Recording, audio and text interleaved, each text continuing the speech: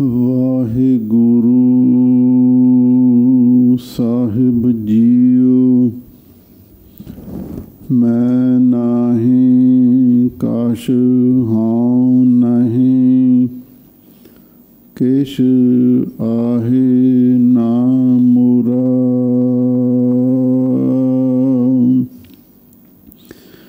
ਅਵਸਰ ਲੱਜਾ ਰਾਖ ਲਿਹੋ, ਸਦਨਾ ਜਾਨ ਤੁਰਾ।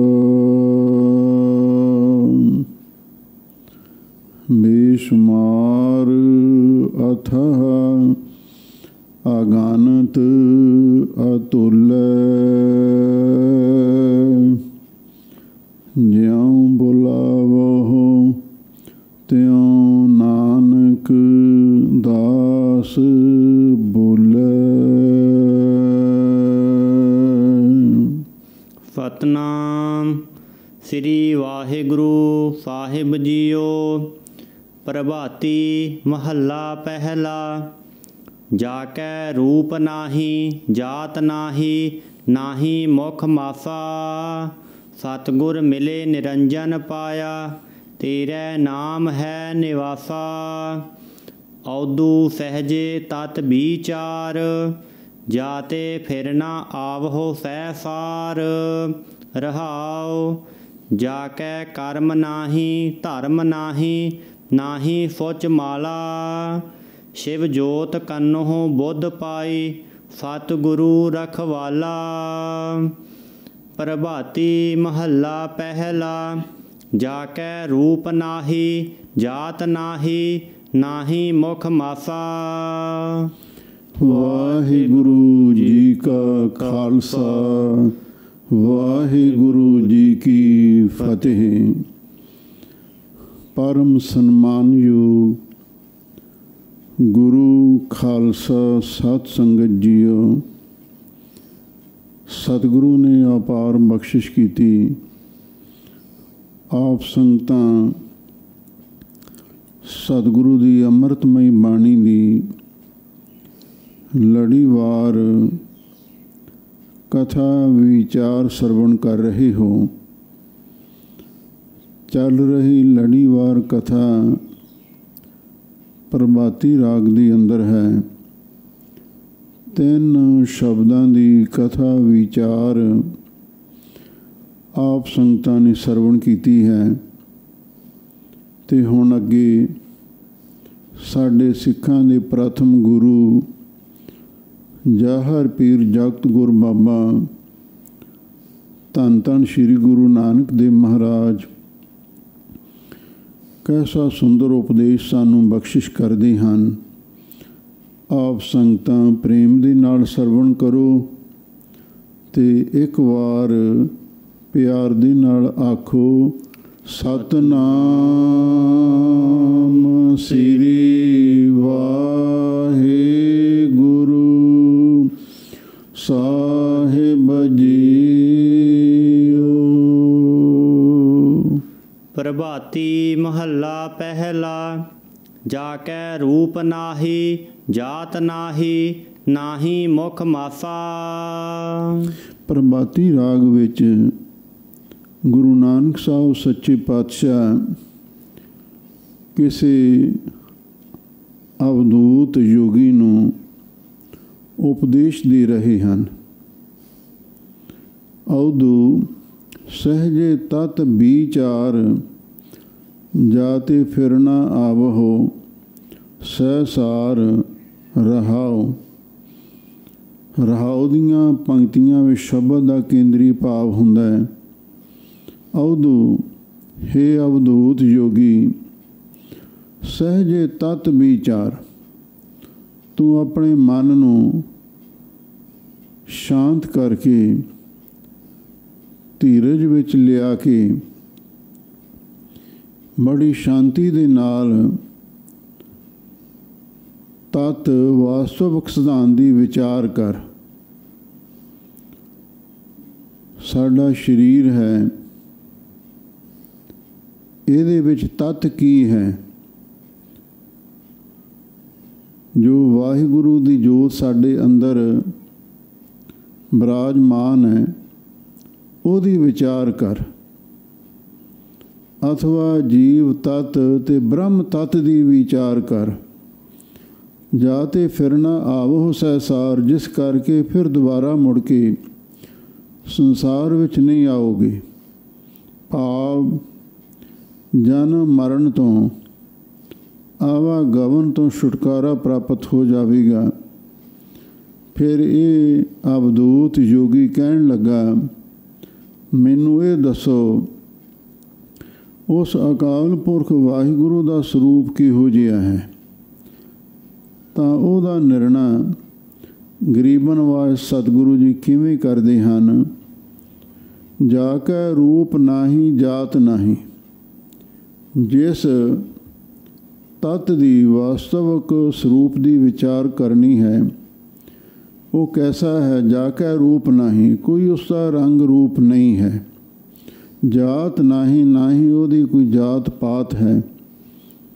ਚੱਕਰ ਚਿਹਨ ਯਾਰ ਬਰਨ ਜਾਤ ਯਾਰ ਪਾਤ ਨਹਿਨ ਜਿਹੇ, ਰੂਪ ਰੰਗ ਯਾਰ ਰੇਖ ਭੇਖ ਕੋ ਕਹਿ ਨਾ ਸਕਤ ਕਿਹ। ਨਾ ਹੀ ਮੁਖ ਮਾਸਾ, ਨਾ ਹੀ ਉਹਦਾ ਮੁਖ ਮੂੰਹ ਹੈ, ਤੇ ਨਾ ਹੀ ਮਾਸਾ ਉਹਦਾ ਸਰੀਰ ਹੈ। ਭਾਵ ਜਿਵੇਂ ਸਾਡਾ ਸਰੀਰ ਮਾਸ ਦਾ ਬਣਿਆ ਹੋਇਆ ਨਾ, ਉਸ ਵਾਹਿਗੁਰੂ ਦਾ ਇਹੋ ਜਿਹਾ ਸਰੀਰ ਵੀ ਨਹੀਂ ਹੈ। ਸਤਿਗੁਰ ਮਿਲੇ ਨਿਰੰਜਨ ਪਾਇਆ, ਤੇਰਾ ਨਾਮ ਹੈ ਨਿਵਾਸਾ। ਫਿਰ ਉਸ ਦੀ ਪ੍ਰਾਪਤੀ ਕਿਵੇਂ ਹੁੰਦੀ ਹੈ? ਸਤਿਗੁਰ ਮਿਲੇ, ਜਦੋਂ ਸੱਚੇ ਸਤਿਗੁਰੂ ਮਿਲਦੇ ਹਨ, ਤੇਰਾ ਨਾਮ ਹੈ ਨਿਵਾਸਾ। ਹੇ ਵਾਹਿਗੁਰੂ ਜੀ, ਫਿਰ ਤੇਰੇ ਨਾਮ ਦੇ ਵਿੱਚ ਨਿਵਾਸ ਹੋ ਜਾਂਦਾ। ਭਾਵ ਸਤਿਗੁਰੂ ਦੀ ਕਿਰਪਾ ਦੇ ਨਾਲ ਸਾਡੀ ਸੁਰਤ ਦਾ ਨਾਮ ਦੇ ਵਿੱਚ ਨਿਵਾਸ ਹੋ ਜਾਂਦਾ ਹੈ। ਜਦੋਂ ਨਾਮ ਦੇ ਵਿੱਚ ਨਿਵਾਸ ਹੋ ਜਾਵੇ, ਨਿਰੰਜਨ ਪਾਇਆ, ਜੋ ਮਾਇਆ ਰੂਪੀ ਅੰਜਨ ਸੁਰਮੇ ਤੋਂ ਰਹਿਤ ਸ਼ੁੱਧ ਸਰੂਪ ਅਕਾਲ ਪੁਰਖ ਹੈ, ਉਹਨੂੰ ਫਿਰ ਪ੍ਰਾਪਤ ਕਰ ਲਿਆ ਜਾਂਦਾ ਹੈ। ਜਿਸ ਦਾ ਕੋਈ ਰੂਪ ਨਹੀਂ, ਰੰਗ ਨਹੀਂ, ਜਾਤ ਵੀ ਨਹੀਂ, ਵਰਨ ਆਸ਼ਰਮ ਵੀ ਨਹੀਂ, ਮੁਖ ਵੀ ਨਹੀਂ, ਸਰੀਰ ਵੀ ਨਹੀਂ ਹੈ। ਜਦੋਂ ਨਾਮ ਦੇ ਵਿੱਚ ਨਿਵਾਸ ਹੋ ਜਾਵੇ, ਫਿਰ ਉਸ ਦੀ ਪ੍ਰਾਪਤੀ ਹੁੰਦੀ ਹੈ। ਔਦੂ ਸਹਜੇ ਤਤ ਵਿਚਾਰ। ਇਸੇ ਲਈ ਐ ਅਵਧੂਤ ਯੋਗੀ, ਤੂੰ ਆਪਣੇ ਮਨ ਨੂੰ ਧੀਰਜ ਤੇ ਸ਼ਾਂਤੀ ਵਿੱਚ ਰੱਖ, ਤੇ ਨਾਲ ਜਿਹੜਾ ਤਤ ਹੈ, ਵਾਸਤਵਿਕ ਸਿਧਾਂਤ ਹੈ, ਤੇ ਉਹਦੀ ਵਿਚਾਰ ਕਰ। ਜਾਤੇ ਫਿਰ ਨਾ ਆਵਹੁ ਸਹਿਸਾਰ। ਜਿਸ ਕਰਕੇ ਫਿਰ ਦੁਬਾਰਾ ਮੁੜ ਕੇ ਤੁਹਾਨੂੰ ਸੰਸਾਰ ਵਿੱਚ ਨਹੀਂ ਆਉਣਾ ਪਵੇਗਾ। ਹੁਣ ਪਤਾ ਨਹੀਂ ਕਿੰਨੇ ਜਨਮ ਆਪਾਂ ਧਾਰਨ ਕੀਤੇ ਨੇ। ਕਈ ਜਨਮ ਪਏ ਕੀਟ ਪਤੰਗਾ, ਕਈ ਜਨਮ ਗਜ ਮੀਨ ਕੁਰੰਗਾ, ਕਈ ਜਨਮ ਪੰਖੀ ਸਰਪ ਹੋਇਓ, ਕਈ ਜਨਮ ਹੈਵਰ ਬ੍ਰਖ ਜੋਇਓ। ਇਹ ਜਿਹੜੇ ਜਨਮ ਨੇ, ਇਹ ਮੁੜ ਕੇ ਦੁਬਾਰਾ ਨਹੀਂ ਲੈਣੇ ਪੈਣਗੇ। ਰਹਾਉ ਜਾ ਕੈ ਕਰਮ ਨਾਹੀ, ਧਰਮ ਨਾਹੀ, ਨਾਹੀ ਸੋਚ ਮਾਲਾ। ਵਿਸਰਾਮ ਦੇ ਕੇ ਗਰੀਬਨ ਵਾਜ ਸਤਿਗੁਰੂ ਜੀ ਉਸ ਵਾਹਿਗੁਰੂ ਦੇ ਵਾਸਤਵ ਸਰੂਪ ਦੀ ਵਿਚਾਰ ਪ੍ਰਗਟ ਕਰ ਰਹੇ ਹਨ। ਜਾ ਕੈ ਕਰਮ ਨਾਹੀ, ਜਿਸ ਵਾਹਿਗੁਰੂ ਦੇ ਵਾਸਤਵ ਸਰੂਪ ਦੇ ਵਿੱਚ ਕੋਈ ਕਰਮ ਵੀ ਨਹੀਂ ਹੈ। ਭਾਵ ਜਿਵੇਂ ਨਿਤ, ਨਮਿਤ, ਪ੍ਰਾਸ਼ਚਿਤ, ਕਾਮਕ ਆਦਿਕ 4 ਪ੍ਰਕਾਰ ਦੇ ਕਰਮ ਨੇ, ਪਰ ਉਸ ਵਾਹਿਗੁਰੂ ਦੇ ਸਰੂਪ ਦੇ ਵਿੱਚ ਕੋਈ ਕਰਮ ਨਹੀਂ ਹੈ, ਤੇ ਨਾ ਹੀ ਕੋਈ ਧਰਮ ਹੈ। ਧਰਮ ਤੋਂ ਭਾਵ ਹੈ ਜਿਸ ਦੁਆਰਾ ਪਰਲੋਕ ਦਾ ਸੁੱਖ ਮਿਲੇ, ਮੁਕਤੀ ਪ੍ਰਾਪਤ ਹੋਵੇ, ਪਰਮੇਸ਼ਰ ਦੀ ਪ੍ਰਾਪਤੀ ਹੋਵੇ।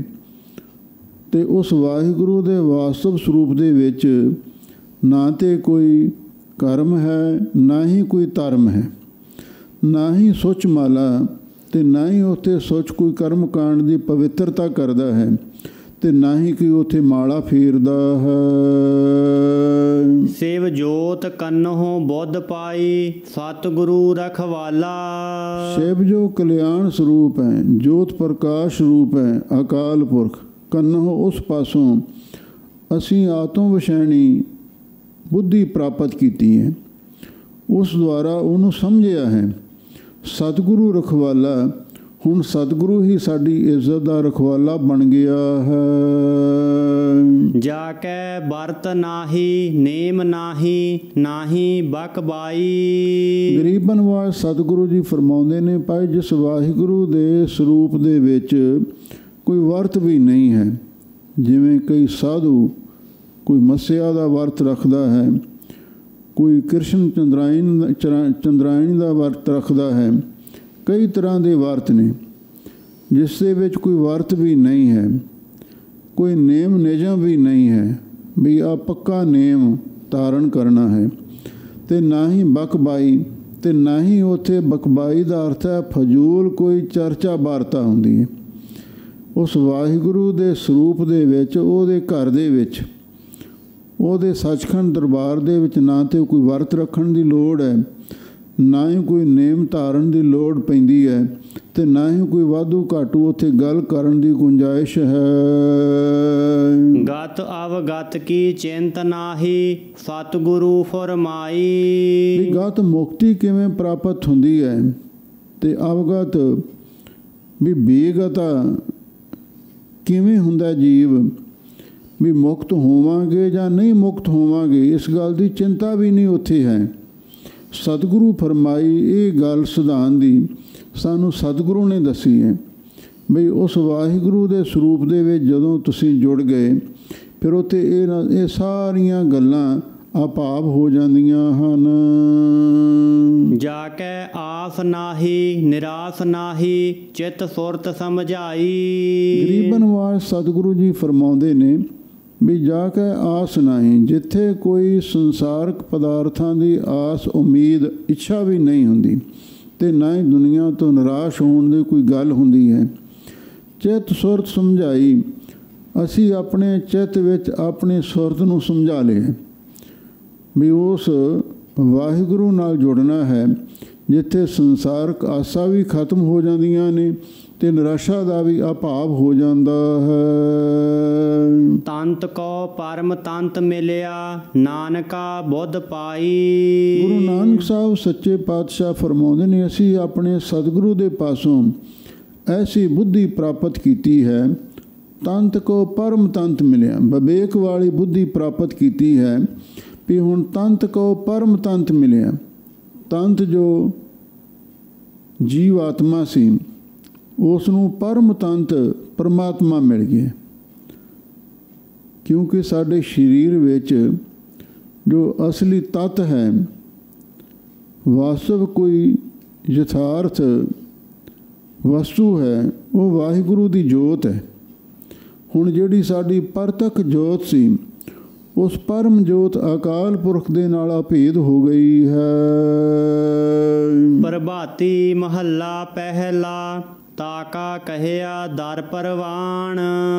ਇਹੀ ਜੋ ਪਿਛਲਾ ਸ਼ਬਦ ਆਇਆ ਹੈ, ਜੋ ਪ੍ਰਾਤਨ ਸੰਪਰਦਾਇ ਦੇ ਵਿੱਚ ਮਰਜ਼ਾਦਾ ਚਲੀ ਆ ਰਹੀ, ਉਹਦੇ ਵਿੱਚ ਤੁਸੀਂ ਅਰਥ ਸਰਵਣ ਕੀਤਾ ਹੈ, ਤੇ ਇਹਦਾ ਅਰਥ ਪ੍ਰੋਫੈਸਰ ਸਾਹਿਬ ਸਿੰਘ ਨੇ ਵੀ ਦੂਸਰੇ ਰੂਪ ਦੇ ਵਿੱਚ ਵੀ ਕੀਤਾ ਹੈ।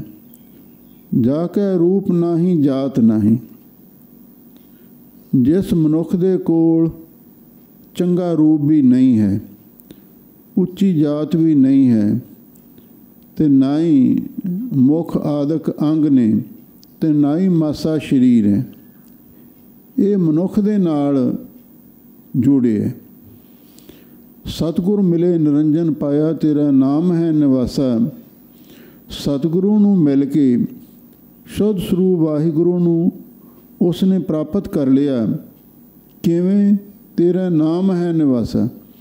ਸਤਿਗੁਰੂ ਦੀ ਕਿਰਪਾ ਦੇ ਨਾਲ ਤੇਰੇ ਨਾਮ ਦੇ ਵਿੱਚ ਨਿਵਾਸ ਹੋ ਗਿਆ, ਤੇ ਉਹਨਾਂ ਨੂੰ ਪਰਮੇਸ਼ਰ ਮਿਲ ਗਿਆ।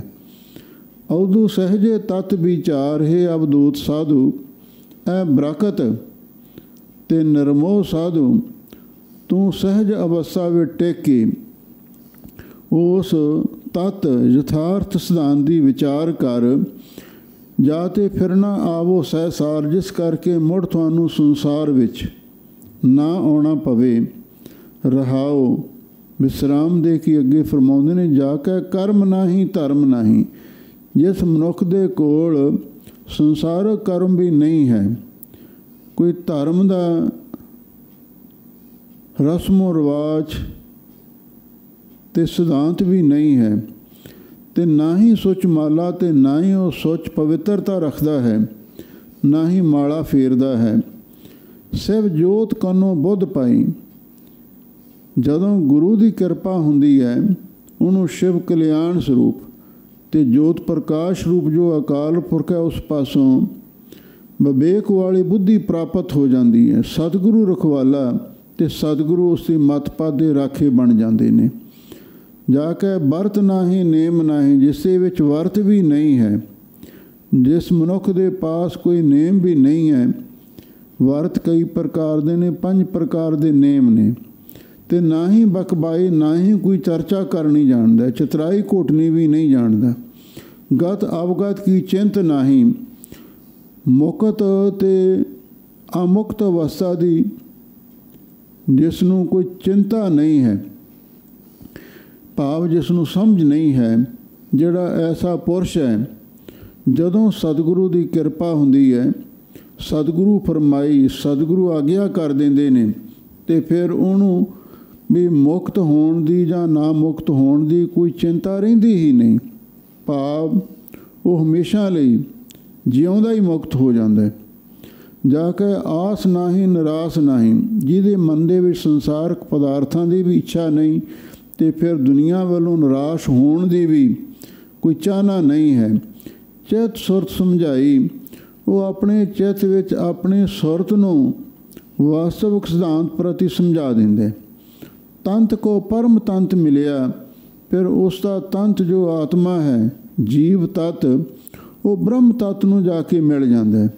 ਨਾਨਕਾ ਬੁੱਧ ਪਾਈ, ਤੇ ਉਸ ਨੂੰ ਗੁਰੂ ਨਾਨਕ ਸਾਹਿਬ ਸੱਚੇ ਪਾਤਸ਼ਾਹ ਫਰਮਾਉਂਦੇ ਨੇ, ਗੁਰੂ ਤੋਂ ਐਸੀ ਜਿਹੜੀ ਜੀਵ ਈਸ਼ ਦੀ ਏਕਤਾ ਵਾਲੀ ਆਤਮ ਵਿਸ਼ੈਣੀ ਬੁੱਧੀ ਪ੍ਰਾਪਤ ਹੋਈ ਹੈ। ਇਸ ਢੰਗ ਦੇ ਨਾਲ ਵੀ ਇਹ ਅਰਥ ਕੀਤੇ ਗਏ ਨੇ। ਸੋ ਰਹੁ ਵਿਚਾਰ। ਹੁਣ ਅੱਗੇ 5ਵੇਂ ਸ਼ਬਦ ਵਿੱਚ ਗੁਰੂ ਨਾਨਕ ਸਾਹਿਬ ਸੱਚੇ ਪਾਤਸ਼ਾਹ ਫਰਮਾਉਂਦੇ ਹਨ, ਪ੍ਰਭਾਤੀ ਮਹੱਲਾ ਪਹਿਲਾ, ਤਾਕਾ ਕਹਿਆ ਦਰ ਪਰਵਾਨ। ਹੁਣ ਗਰੀਬ ਨਿਵਾਜ ਸਤਿਗੁਰੂ ਜੀ ਜਿਹੜੀ ਅਸਲੀ ਗੁਰਮੁਖ ਦੀ ਅਵਸਥਾ ਹੈ, ਉਹ ਕਿਹੋ ਜਿਹੀ ਹੁੰਦੀ ਹੈ? ਕਿਆ ਕਹੀਏ ਸਰਬੇ ਰਹਿਆ ਸਮਾਏ। ਕੀ ਆਖੀਏ ਉਸ ਅਕਾਲ ਪੁਰਖ ਵਾਹਿਗੁਰੂ ਦੇ ਬਾਰੇ? ਸਰਬੇ ਰਹਿਆ ਸਮਾਏ, ਉਹ ਸਾਰਿਆਂ ਵਿੱਚ ਹੀ ਸਮਾਰਿਆ ਹੈ। ਕਿ ਸਰਬੱਤਰ ਦੇਸ ਹੈ, ਕਿ ਸਰਬੱਤਰ ਭੇਸਾ ਹੈ, ਕਿ ਸਰਬੱਤਰ ਕਲ ਹੈ, ਕਿ ਸਰਬੱਤਰ ਪਲ ਹੈ। ਜੋ ਕੁਛ ਵਰਤ ਹੈ ਸਭ ਤੇਰੀ ਰਜਾਏ। ਹੇ ਵਾਹਿਗੁਰੂ ਜੀ, ਜੋ ਵੀ ਕੁਛ ਵਰਤਦਾ ਹੈ, ਕੋਈ ਘਟਨਾ ਵਾਪਰਦੀ ਹੈ, ਕੋਈ ਕੌਤਕ ਵਰਤ ਜਾਂਦਾ ਹੈ, ਕੋਈ ਕ੍ਰਿਸ਼ਮਾ ਹੋ ਜਾਂਦਾ ਹੈ, ਸਭ ਤੇਰੀ ਰਜ਼ਾ ਦੇ ਵਿੱਚ ਹੀ ਹੁੰਦਾ ਹੈ। ਤੇਰੇ ਭਾਣੇ ਤੋਂ, ਤੇਰੇ ਹੁਕਮ ਤੋਂ ਬਾਹਰ ਕੁਝ ਵੀ ਨਹੀਂ ਹੋ ਸਕਦਾ। ਹੁਣ ਆਰੰਭ ਤੋਂ ਗਰੀਬਾਂ ਨਿਵਾਜ ਸਤਿਗੁਰੂ ਜੀ ਫਰਮਾਉਂਦੇ ਨੇ, ਤਾਂ ਕਾ ਕਹਿਆ ਦਰ ਪਰਵਾਨ। ਉਸ ਗੁਰਮੁਖ ਦਾ ਆਖਿਆ ਹੋਇਆ ਬਚਨ ਦਰ ਪ੍ਰਵਾਨ ਵਾਹਿਗੁਰੂ ਦੀ ਦਰਗਾਹ ਦੇ ਵਿੱਚ ਵੀ ਪ੍ਰਵਾਨ ਹੋ ਜਾਂਦਾ ਹੈ। ਰੱਬ ਦਾ ਪਿਆਰਾ ਜੋ ਵੀ ਬਚਨ ਮੂੰਹੋਂ ਬੋਲਦਾ ਹੈ, ਇਹਾਂ ਉਹਾਂ ਸੱਚ ਹੋਵੇ, ਉਹ ਲੋਕ ਤੇ ਪ੍ਰਲੋਕ ਵਿੱਚ ਸੱਚ ਹੋ ਨਿਬੜਦਾ ਹੈ। ਬਿਖ ਅੰਮ੍ਰਿਤ ਦੋਏ ਸਮ ਕਰ ਜਾਣ। ਉਹ ਜ਼ਹਿਰ ਤੇ ਅੰਮ੍ਰਿਤ ਦੋਹਾਂ ਨੂੰ ਇੱਕ ਬਰਾਬਰ ਕਰਕੇ ਜਾਣਦੇ। ਬਿਖ ਤੋਂ ਭਾਵ ਹੈ ਕੋਈ ਉਹਦੇ ਸਰੀਰ ਤੇ ਕਸ਼ਟ ਆ ਜਾਂਦਾ ਹੈ। ਅੰਮ੍ਰਿਤ ਤੋਂ ਭਾਵ ਹੈ ਉਹਨੂੰ ਜੀਵਨ ਦੇ ਵਿੱਚ ਸੁੱਖ ਪ੍ਰਾਪਤ ਹੁੰਦਾ ਹੈ। ਉਹ ਦੁੱਖ ਤੇ ਸੁੱਖ ਨੂੰ, ਜ਼ਹਿਰ ਤੇ ਅੰਮ੍ਰਿਤ ਨੂੰ, ਦੋਹਾਂ ਨੂੰ ਇੱਕ ਬਰਾਬਰ ਕਰਕੇ ਜਾਣਦਾ ਹੈ। ਕਿਆ ਕਹੀਏ ਸਰਬੇ ਰਹਿਆ ਸਮਾਏ। ਇਹ ਗੁਰਮੁਖ ਦੀ ਅਵਸਥਾ ਹੁੰਦੀ ਹੈ ਵੀ ਕੀ ਆਖੀਏ, ਉਹ ਅਕਾਲ ਪੁਰਖ ਵਾਹਿਗੁਰੂ ਸਭ ਥਾਵਾਂ ਤੇ ਪਰਿਪੂਰਨ ਹੋ ਰਿਹਾ ਹੈ। ਜੋ ਕਿਛ ਵਰਤੈ ਸਭ ਤੇਰੀ ਰਜਾਏ। ਇਹ ਵਾਹਿਗੁਰੂ ਜੀ ਜੋ ਵੀ ਕੁਝ ਸੰਸਾਰ ਦੇ ਵਿੱਚ ਵਰਤ ਰਿਹਾ ਹੈ ਉਹ ਸਭ ਤੇਰੀ ਰਜ਼ਾ ਦੇ ਕਰਕੇ ਹੀ ਵਰਤ ਰਿਹਾ ਹੈ। ਹੁਕਮ ਹੈ ਅੰਦਰ ਸਭ ਕੋ, ਬਾਹਰ ਹੁਕਮ ਨਾ ਕੋਈ। ਸਾਰੀ ਹੁਕਮ ਦੀ ਭਾਣੇ ਦੀ ਖੇਡ ਹੈ। ਰਹਾਉ ਪ੍ਰਗਟੀ ਜੋਤ ਚੂਕਾ ਅਭਿਮਾਨ। ਵਿਸਰਾਮ ਦੇ ਕੇ ਗਰੀਬ ਨਵਾਜ਼ ਸਤਿਗੁਰੂ ਜੀ ਫਰਮਾਉਂਦੇ ਹਨ, ਉਸ ਗੁਰਮੁਖ ਦੀ ਅਵਸਥਾ ਕਿਹੋ ਜਿਹੀ ਹੁੰਦੀ ਹੈ? ਪ੍ਰਗਟੀ ਜੋਤ, ਉਹਦੇ ਅੰਦਰ ਵਾਹਿਗੁਰੂ ਦੀ ਜੋਤ ਪ੍ਰਗਟ ਹੋ ਜਾਂਦੀ ਹੈ। ਸਭ ਮੈਂ ਜੋਤ ਜੋਤ ਹੈ ਸੋਏ ਤਿਸ ਦਾ ਚਾਨਣ, ਸਭ ਮੈਂ ਚਾਨਣ ਹੋਏ। ਗੁਰ ਸਾਖੀ ਜੋਤ ਪ੍ਰਗਟ ਹੋਏ। ਗੁਰੂ ਦੀ ਸਿੱਖਿਆ ਨੂੰ ਕਮਾਉਣ ਦੇ ਨਾਲ ਉਹ ਜੋਤ ਅੰਦਰੋਂ ਪ੍ਰਗਟ ਹੋ ਜਾਂਦੀ ਹੈ। ਪੂਰਨ ਜੋਤ ਜਗ੍ਹਾ ਘਟ ਮੈਂ, ਤਬ ਖਾਲਸ ਤਾਹੇ ਨਖਾਲਸ ਜਾਣੈ। ਉਸ ਗੁਰਮੁਖ ਦੇ ਅੰਦਰ ਵਾਹਿਗੁਰੂ ਦੀ ਜੋਤ ਪ੍ਰਗਟ ਹੋ ਜਾਂਦੀ ਹੈ ਅਤੇ ਚੂਕਾ ਅਭਿਮਾਨ ਅਤੇ ਜਿਹੜਾ ਮਨ ਦਾ ਹੰਕਾਰ ਦੂਰ ਹੋ ਜਾਂਦਾ ਹੈ। ਸਤਿਗੁਰ ਦੀਆ ਅੰਮ੍ਰਿਤ ਨਾਮ। ਕਿਉਂ? ਸਤਿਗੁਰੂ ਨੇ ਉਸ ਨੂੰ ਅੰਮ੍ਰਿਤ ਰੂਪ ਨਾਮ ਦੀ ਦਾਤ ਬਖਸ਼ਿਸ਼ ਕਰ ਦਿੱਤੀ ਹੈ। ਉਸ ਨਾਮ ਦੀ ਬਰਕਤ ਦੇ ਨਾਲ ਉਹਦਾ ਹੰਕਾਰ ਦੂਰ ਹੋਇਆ ਹੈ ਅਤੇ ਵਾਹਿਗੁਰੂ ਦੀ ਜੋਤ ਦਾ ਚਾਨਣ ਵੀ ਉਹਦੇ ਅੰਦਰ ਪ੍ਰਗਟ ਹੋ ਗਿਆ। ਕਲ ਮਹਿ ਆਇਆ ਸੋ ਜਨ ਜਾਣ। ਗਰੀਬ ਨਵਾਜ਼ ਸਤਿਗੁਰੂ ਜੀ ਫਰਮਾਉਂਦੇ ਨੇ, ਕਲਯੁਗ ਦੇ ਵਿੱਚ ਉਹ ਮਨੁੱਖ ਆਇਆ ਹੋਇਆ ਜਾਣ ਸਫਲ ਜਾਣਿਆ ਜਾਂਦਾ ਹੈ। ਉਹਨਾਂ ਗੁਰਮੁਖਾਂ ਦਾ, ਉਹਨਾਂ ਮਹਾਂਪੁਰਖਾਂ ਦਾ ਸੰਸਾਰ ਦੇ ਵਿੱਚ ਆਉਣਾ ਵੀ ਸਫਲ ਹੋ ਜਾਂਦਾ ਹੈ। ਧੰਨ ਧੰਨ ਧੰਨ ਜਾਣੇ ਆਇਆ ਜਿਸ ਪ੍ਰਸਾਦ ਸਭ ਜਗਤ ਰਹਿ। ਇਸ ਕਲਯੁਗ ਦੇ ਵਿੱਚ ਉਹਨਾਂ ਦਾ ਆਉਣਾ ਵੀ ਸਫਲ ਜਾਣਿਆ ਜਾਂਦਾ ਹੈ। ਸਾਚੀ ਦਰਗਹਿ ਪਾਵੈ ਮਾਣ। ਫਿਰ ਉਹ ਗੁਰਮੁਖ ਪਿਆਰਾ ਵਾਹਿਗੁਰੂ ਦੀ ਸੱਚੀ ਦਰਗਾਹ ਦੇ ਵਿੱਚ ਵੀ ਮਾਣ ਸਨਮਾਨ ਆਦਰ ਪ੍ਰਾਪਤ ਕਰਦਾ ਹੈ। ਕਹਿਣਾ ਸੁਣਨਾ ਅਕਥ ਘਰ ਜਾਏ। ਗਰੀਬ ਨਵਾਜ਼ ਸਤਿਗੁਰੂ ਜੀ ਫਰਮਾਉਂਦੇ ਨੇ, ਜਿਹੜਾ ਗੁਰਮੁਖ ਬੰਦਾ ਹੈ ਉਹ ਜੋ ਵੀ ਕਹਿੰਦਾ ਹੈ ਅਤੇ ਜੋ ਵੀ ਸੁਣਦਾ ਹੈ ਉਹ ਗੁਰੂ ਦੇ ਨਾਲ ਹੀ ਸੰਬੰਧਿਤ ਗੁਰੂ ਦੇ ਬਚਨ ਬੋਲਦਾ ਹੈ ਅਤੇ ਗੁਰੂ ਦੇ ਬਚਨ ਹੀ ਸੁਣਦਾ। ਗੁਰੂ ਦੀ ਬਾਣੀ ਨੂੰ ਪੜ੍ਹਦਾ ਅਤੇ ਗੁਰੂ ਦੀ ਬਾਣੀ ਨੂੰ ਸੁਣਦਾ। ਕਿਉਂ? ਉਸ ਨੂੰ ਪਤਾ ਹੈ ਮੇਰੇ ਜੀਵਨ ਦਾ ਮਨੋਰਥ ਇਹ ਹੈ, ਆਇਓ ਸੁਣਨ ਪੜ੍ਹਨ ਕਉ ਬਾਣੀ। ਬਾਣੀ ਪੜ੍ਹਨੀ ਅਤੇ ਬਾਣੀ ਸੁਣਨੀ ਮੇਰੇ ਜੀਵਨ ਦਾ ਮਨੋਰਥ ਹੈ। ਉਹ ਗੁਰੂ ਦੀ ਬਾਣੀ ਨੂੰ ਪੜ੍ਹਦਾ ਅਤੇ ਗੁਰੂ ਦੀ ਬਾਣੀ ਨੂੰ ਸੁਣਦਾ ਹੈ। ਅਕਥ ਘਰ ਜਾਏ, ਜਿਸ ਨੂੰ ਸ਼ਕਤੀ ਬਿਰਤੀ ਕਰਕੇ ਕਥਾ ਨਹੀਂ ਕੀਤਾ ਜਾ ਸਕਦਾ, ਐਸਾ ਜੋ ਅਕਾਲ ਪੁਰਖ ਵਾਹਿਗੁਰੂ ਉਸ ਦੇ ਘਰ ਪਹੁੰਚ ਜਾਂਦਾ ਹੈ। ਕਥਨੀ ਬਦਨੀ ਨਾਨਕ ਜਲ ਜਾਏ। ਕਥਨੀ ਬਦਨੀ ਦਾ ਅਰਥ ਹੈ ਜਿਹੜਾ ਜ਼ਬਾਨੀ ਕਲਾਮੀ ਨਿਰੀਆਂ ਗੱਲਾਂ ਹੀ ਕਰਦਾ ਰਹਿੰਦਾ ਹੈ। ਜਿਵੇਂ ਜਿਹੜੇ ਚੁੰਚ ਗਿਆਨੀ ਨੇ, ਬਦ ਗਿਆਨੀ ਨੇ, ਰੱਟੂ ਗਿਆਨੀ ਨੇ, ਉਹ ਗੱਲਾਂ ਦੇ ਨਾਲ ਹੀ ਘਰ ਪੂਰਾ ਕਰਦੇ ਨੇ। ਗੱਲੀ ਹਉ ਸੁਹਾਗਣ ਭੈਣੇ, ਕੰਤ ਨਾ ਕਬਹੂ ਮੈਂ ਮਿਲਿਆ। ਐਸੇ ਜਿਹੜੇ ਪਖੰਡੀ ਲੋਕ ਨੇ, ਨਾਨਕ ਜਲ ਜਾਏ, ਉਹਨਾਂ ਦੀ ਜਿਹੜੀ ਜ਼ੁਬਾਨੀ ਕਥਨੀ ਹੈ, ਗੱਲਾਂ ਬਾਤਾਂ ਨੇ, ਉਹ ਤਾਂ ਸਾੜੀ ਜਾਂਦੀਆਂ ਨੇ। ਭਾਵ ਉਹਨਾਂ ਦਾ ਕੋਈ ਉਸ ਨੂੰ ਸਾਰਥਕ ਫਲ ਨਹੀਂ ਪ੍ਰਾਪਤ ਹੋ ਸਕਦਾ। ਜੇ ਤਾਂ ਕਮਾਈ ਕਰਨਗੇ ਫਿਰ ਤਾਂ ਵਾਹਿਗੁਰੂ ਦੇ ਦਰ ਉਹਨਾਂ ਦੀ ਪੁੱਛ-ਗਿੱਛ ਹੋਵੇਗੀ, ਅਤੇ ਜੇ ਨਿਰੀਆਂ ਗੱਲਾਂ ਹੀ ਕੀਤੀਆਂ ਤੇ ਸਤਿਗੁਰੂ ਦੇ ਬਚਨ ਨੇ, ਕਬੀਰ ਅਵਰ ਹੈ ਕੋ ਉਪਦੇਸ਼ ਤੇ ਮੁਖ ਮੈਂ ਪਰ ਹੈ ਰੇਤ, ਰਾਸ ਬਰਾਨੀ ਰਾਖ ਤੇ ਖਾਇਆ ਕਰ ਕਾ ਖੇਤ। ਅਵਰ ਉਪਦੇਸ਼ੈ ਆਪ ਨਾ ਕਰੈ, ਆਵਤ ਜਾਵਤ ਜਨਮੈ ਮਰੈ। ਇਹ ਉਹਨਾਂ ਚੁੰਚ ਗਿਆਨੀਆਂ ਦੀ ਹਾਲਤ ਹੁੰਦੀ ਹੈ।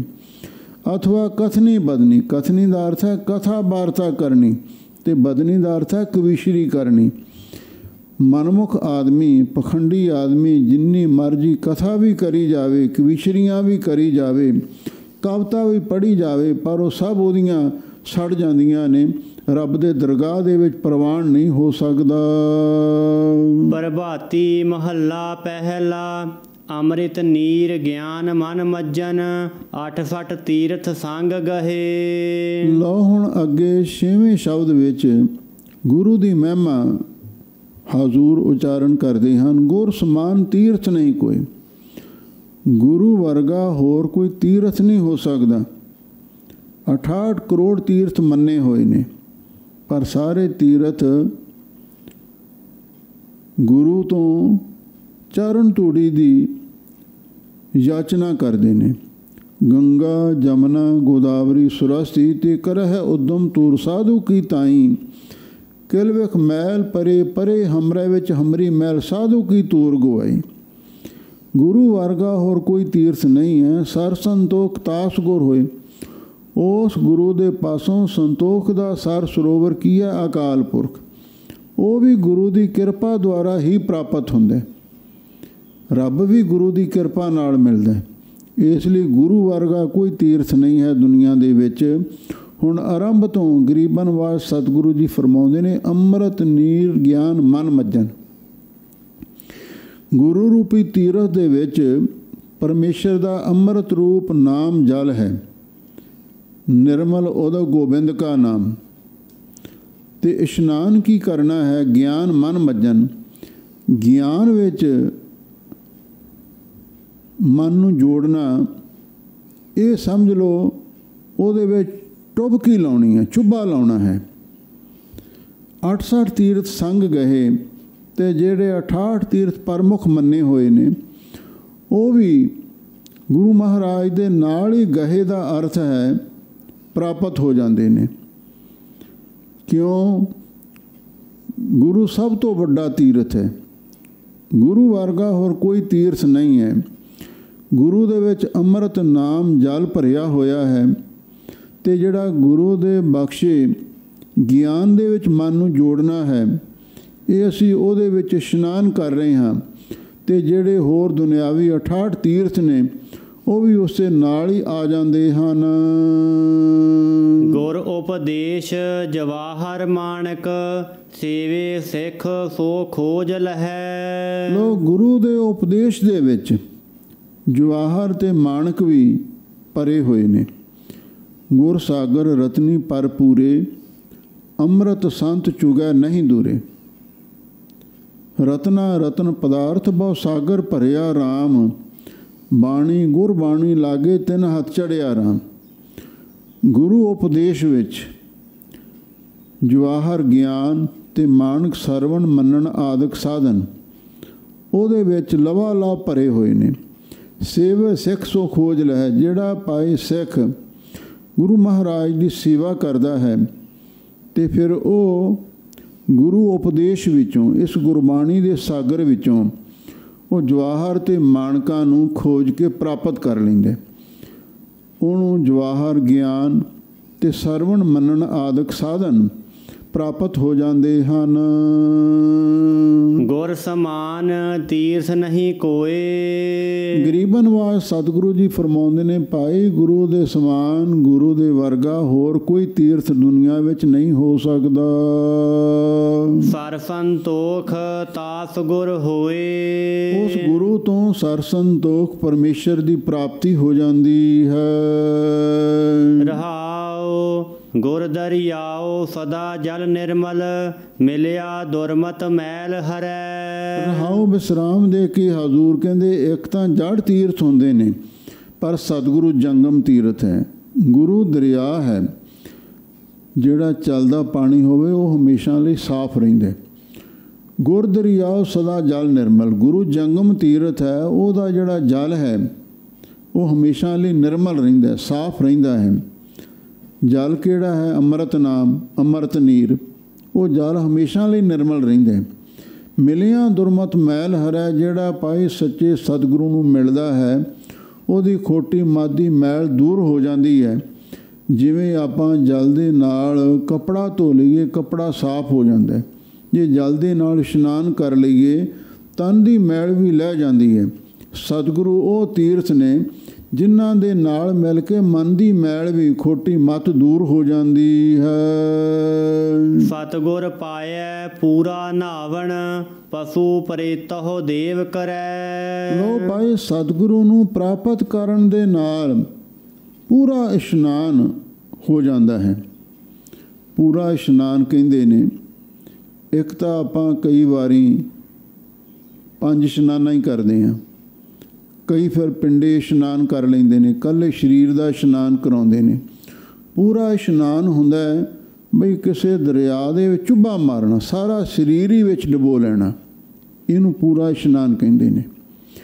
ਸਤਿਗੁਰੂ ਨੂੰ ਪ੍ਰਾਪਤ ਕਰਕੇ, ਕਿਉਂਕਿ ਸਤਿਗੁਰੂ ਗੁਰਦਰਿਆਓ ਸਦਾ ਜਲ ਨਿਰਮਲ, ਜਦੋਂ ਸਤਿਗੁਰੂ ਜੰਗਮ ਤੀਰਥ ਪ੍ਰਾਪਤ ਹੋ ਜਾਂਦੇ ਨੇ ਫਿਰ ਉਹਦੇ ਵਿੱਚ ਪੂਰਾ ਇਸ਼ਨਾਨ ਹੋ ਜਾਂਦਾ ਹੈ।